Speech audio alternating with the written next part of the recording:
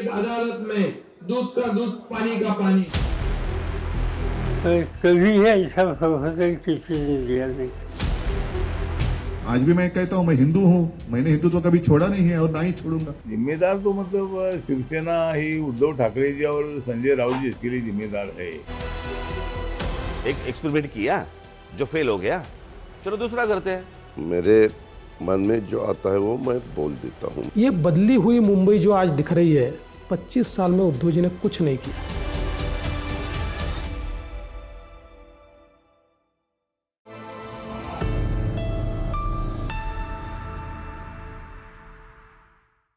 नमस्कार दर्शकों, आप देख रहे हैं आवाज इंडिया। मैं हूं आपके साथ श्रद्धा पाठक। कुछ साल पहले एक फिल्म आई थी जिसका नाम दृश्यम था। इस फिल्म में मुख्य किरदार अजय देवगन का था और फिल्म की कहानी में दिखाया गया था कि कैसे अजय देवगन एक हत्या करते हैं और खुद को उस वक्त कहीं और दिखाने की कोशिश करते हैं। ठीक उसी तर्ज पर नागपुर में भी हत्या की गई और हत्या करने वाले आरोपी का नाम भी अजय ही है। हत्या के दौरान इसने भी खुद को पुणे के एक अस्पताल में खुद को मरीज के तौर पर भर्ती दिखाया है। दरअसल ये पूरा मामला नागपुर के बेल तरोड़ी पुलिस थाने के अंतर्गत का है, जहां आर्मी के जवान अजय वानखेड़े की तलाकशुदा ज्योत्सना आकरे की मैट्रिमोनियल प्लेटफॉर्म पर मुलाकात हुई और दोनों के बीच संबंध बन गए। दोनों के ये संबंध करीब 2 साल तक चले। कुछ समय के बाद ज्योत्सना ने वानखेड़े पर शादी करने का दबाव बनाना शुरू कर दिया। 2 बार तलाक ले चुका और पहले से शादीशुदा वानखेड़े ने शुरू में विरोध किया, लेकिन गर्लफ्रेंड की लगातार मांगों ने आखिरकार उसे उसकी हत्या की योजना बनाई। पुलिस का मानना है कि वानखेड़े ज्योत्सना को बूटी बोरी के पास एक सुनसान जगह पर ले गया, जहां उसने पहले उसे शराब पिलाई और फिर बेहोश होने के बाद उसकी हत्या कर दी। उसके शव को दफनाने के बाद वानखेड़े ने गड्ढे को पत्तियों, टहनियों और पत्थरों से ढक दिया। हत्या करने वाले वानखेड़े ने मृतका का फोन वर्धा रोड से गुजर रहे एक ट्रक में फेंक दिया और फिर पुणे चला गया, जहां उसने खुद को एक आर्मी अस्पताल में भर्ती दिखाया था, जबकि अजय वानखेड़े असम के आर्मी अस्पताल में फार्मासिस्ट का काम करता था। नागपुर की बेल तरोड़ी पुलिस ने शुरू में 29 अगस्त को महिला के गुमशुदगी की रिपोर्ट दर्ज की, लेकिन बाद में 17 सितंबर को मामले को अपहरण के नजरिए से बदलकर ज्योत्सना की तलाश शुरू कर दी। शुरुआत में पुलिस हैरान थी कि साइबर विशेषज्ञों द्वारा ट्रैक किए जाने पर ज्योत्सना का मोबाइल अलग अलग लोकेशन में दिख रहा था। बेल तरोड़ी पुलिस ने वानखेड़े से पूछताछ करनी चाहिए तो उसने सेशन कोर्ट में जमानत के लिए अर्जी दी, लेकिन उसकी याचिका खारिज कर दी गई। बाद में उसने उच्च न्यायालय का दरवाजा खटखटाया, लेकिन वहां भी वानखेड़े की बात नहीं बनी। इसके बाद वानखेड़े ने पुलिस के सामने सरेंडर कर दिया, लेकिन अपराध कबूल नहीं किया।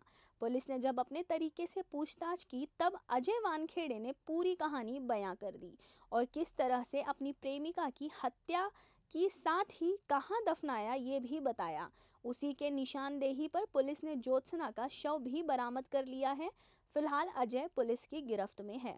पुलिस स्टेशन बेलतरोड़ी में 28 अगस्त को एक लड़की मिसिंग हुई। उसका नाम ज्योत्सना आकरे, 32 ईयर ओल्ड वुमन। उसके बारे में उसके ब्रदर ने, उसके ओन ब्रदर जो 29 ईयर ओल्ड है, रिद्धेश्वर, उसने 29 अगस्त को कंप्लेंट किया पुलिस स्टेशन बेलतरोड़ी में। इस कंप्लेंट के ऊपर से मिसिंग वुमन केस दाखिल हुआ और पुलिस स्टेशन बेलतरोड़ी के टीम ने लड़की मिसिंग जहाँ से भी हुई है वहाँ के सारे विटनेसेस से बात किया था and competent technical evidence gather किया।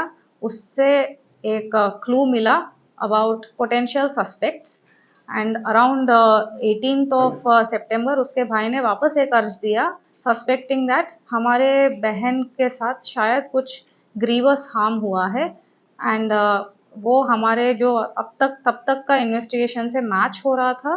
एंड ऑल्सो सिंस एक ग्रोन अप लड़की जो एक प्राइवेट कंपनी में काम कर रही थी MIDC में, वो 20 दिन तक किसी को भी कांटेक्ट में नहीं आया, तो वी ऑल्सो सस्पेक्टेड कि उसके साथ कुछ गंभीर गुनाह तो नहीं हुआ है। Given the history of crimes against women in big cities in India, जैसे कोलकाता का आरजीकर हो गया, उसी समय बेंगलुरु का एक वुमन इन फ्रिज वाला केस भी चल रहा था। So we took it seriously and हमने FIR केस रजिस्टर किया 140(1) BNS, that is abduction of women with intention to cause serious harm. And और सीरियसली जब पोटेंशियल सस्पेक्ट्स को परस्यू करने लगा, उसमें से अजय वानखेड़े जो करंट अक्यूज्ड इन कस्टडी है, उसका नाम बार बार हमारे सामने आ रहा था। एंड उसका ऐसा बैकग्राउंड है कि वो आर्मी में फार्मासिस्ट था, नागालैंड में पोस्टेड था। वो नागपुर अपने फैमिली से मिलने 3-4 मंथ्स में एक बार आता था। एंड वो 2 टाइम डिवोर्सी था। तो शादी.com पे वो ज्योत्सना से मिला था कुछ 1.5 ईयर्स पहले, और उनका शादी समहाउ फाइनलाइज नहीं हुआ था, तो दे ब्रोकअप। ऐसे ज्योत्सना के ब्रदर ने भी हमको बताया था।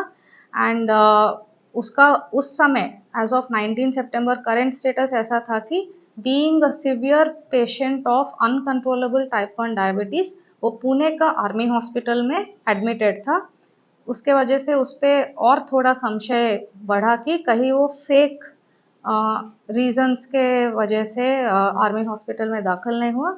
It turn out to be genuine, but वहाँ से वो फरार हो गया था कुछ ही दिनों में, leaving all his phones, ATM cards वगैरह, which further increased our suspicion कि उसी ने कुछ हार्म कॉज किया होगा ज्योत्सना के साथ। And ultimately he surrendered on 18th October, क्योंकि पुलिस टीम ने, इन्वेस्टिगेटिंग एजेंसी ने उसके anticipatory bails local court and high court में कैंसिल करवाया through competent evidence presentation. And क्योंकि उसको हर तरफ से घेर लिया था हमने technically, he had come back to Nagpur city and surrendered himself in police station Beltarodi. And within 2 days उसने कन्फेशन भी किया कि उसने इंटेंशनली लड़की का एंड ऑफ हर लाइफ देखा भी है, एंड एक जगह पे उसको बेरी भी किया है, जो बुट्टीबोरी एरिया में, रेलवे पटरी के बाजू में कुछ वहाँ पे यूनिवर्सिटीज़ है, और उसके पीछे एक सुनसान जगह है गोसाई नगर एरिया में उसने लड़की को सीमेंट डाल के बेरी किया है। And on 21 October in the presence of magistrate and following all procedures, police ने उसके कन्फेशन के आधार पे वहाँ पे एक्सह्यूमेशन प्रोसीजर कंडक्ट किया है। एंड लड़की के कुछ रिमेन्स वहाँ से निकले हैं। It is yet to be analysed and postmortem is still under way. AIIMS के competent team of forensic doctors इसका पोस्टमार्टम कंडक्ट कर रहे हैं।